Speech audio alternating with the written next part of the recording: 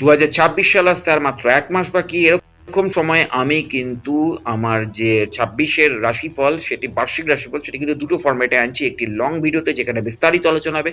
আরেকটা হচ্ছে কি পয়েন্টের ভিডিও, যেখানে কি পয়েন্টগুলো নিয়ে আলোচনা হবে। তো এখানে আমি মীন রাশির কি পয়েন্ট নিয়ে আলোচনা করব। দেখুন, মীন রাশির কিন্তু মিড ফেজ সাড়ে চলছে, মানে মীন রাশির ঘরেই কিন্তু গ্রহরাজ অবস্থান করছে।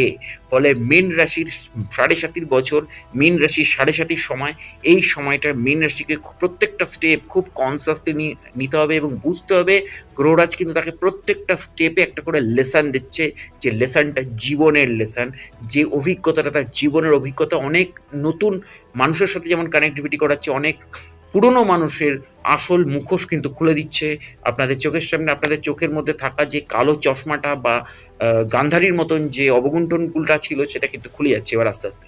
তো এক্স্যাক্টলি সেই জায়গা থেকে দাঁড়িয়ে ২০২৬ সাল মীন রাশির জন্য ধৈর্য, শৃঙ্খলা এবং সুশৃঙ্খল প্রচেষ্টার মাধ্যমে আর্থিক স্থিতিশীলতা এবং কর্মজীবনে উন্নতির সম্ভাবনা রয়েছে, বা কর্মজীবনে ফিরে আসার সম্ভাবনা রয়েছে।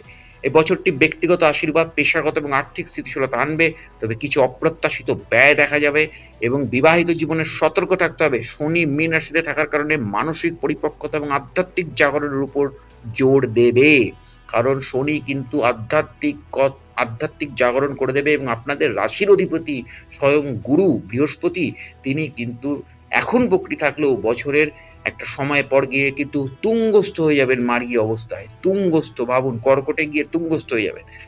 তো কর্মজীবনের এবং আর্থিক অবস্থার ক্ষেত্রে শৃঙ্খলাবদ্ধ প্রচেষ্টা এবং সুশৃঙ্খল রুটিন বজায় রাখার মাধ্যমে আর্থিক স্থিতিশীলতা অর্জিত হবে। শনি ও বুধের প্রভাবে দীর্ঘমেয়াদী পরিকল্পনা এবং বাজেট তৈরির ওপর মনোযোগ দিতে হবে। অপ্রত্যাশিত ব্যয়ের জন্য প্রস্তুত থাকতে হবে। কর্মজীবনের প্রথম অর্ধেকের পেশাগত এবং ব্যবসায়িক ক্ষেত্রে অনুকূল থাকবে। পদোন্নতি এবং ব্যবসার সম্প্রসারণের সম্ভাবনা রয়েছে। দলগত প্রচেষ্টা এবং অংশীদারিত্ব থেকে লাভবান হবেন। ব্যক্তিগত জীবনে ব্যক্তিগত বিকাশ এবং আধ্যাত্মিক জাগরণের উপর জোর দেওয়া উচিত। বিবাহিত জীবনের সম্পর্কের ক্ষেত্রে সতর্ক থাকতে হবে, তবে চেষ্টা করলে সম্পর্ক মধুর রাখা সম্ভব। চাপমুক্ত পরিস্থিতি এবং দিবাস্বপ্নে মগ্ন হওয়ার প্রবণতা দেখা যাবে, তবে বাস্তবতার সাথে সংযুক্ত থাকার চেষ্টা করতে হবে। ২০২৬ সালটি মীন রাশির জন্য একটি মিশ্র এবং রূপান্তরকারী বছর হবে, যেখানে ধৈর্য এবং শৃঙ্খলার মাধ্যমে সাফল্য অর্জন করা সম্ভব।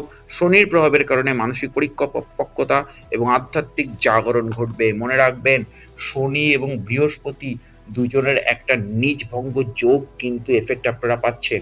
সেখানে দাঁড়িয়ে শনি কিন্তু আপনাদের সামনে যতই বাধা আনুক না কেন, আপনাদের পিতা, আপনাদের গুরু, আপনাদের বৃহস্পতি, তিনি কিন্তু আপনাদের বাধা বিপত্তিগুলো কাটিয়ে দিচ্ছে। কিন্তু বর্তমান সময়ে বৃহস্পতি কিন্তু বকরি।